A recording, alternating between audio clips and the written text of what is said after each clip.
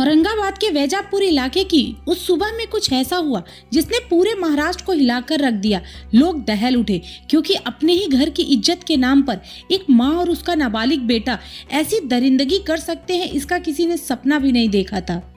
19 साल की कीर्ति एक आम लड़की जिसने अपने दिल की सुनी और अपने प्रेमी अविनाश से लव मैरिज कर ली।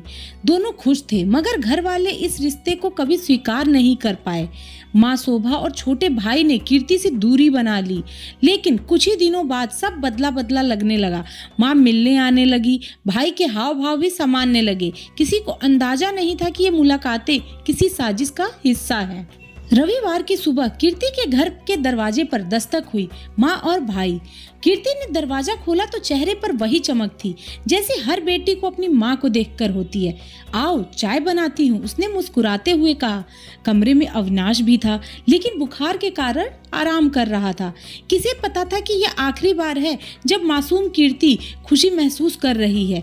अचानक रसोई से बर्तनों के गिरने की आवाज आई। अविनाश दौड़कर पहुंचा और जो उसने देखा उससे उसकी चीखें निकल गई। छोटा भाई कोयता नाम का धारदार हथियार लेकर कीर्ति पर ताबड़तोड़ वार कर रहा था।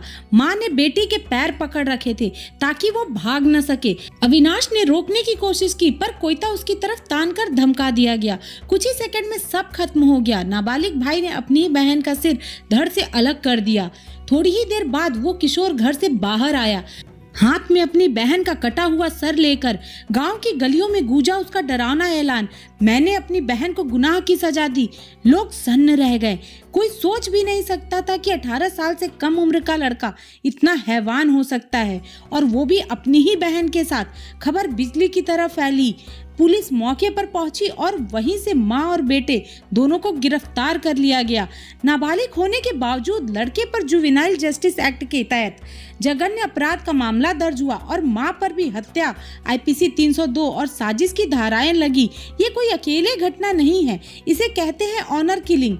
यहाँ परिवार की तथाकथित इज्जत के लिए अपने ही बच्चों की जान ले ली जाती है।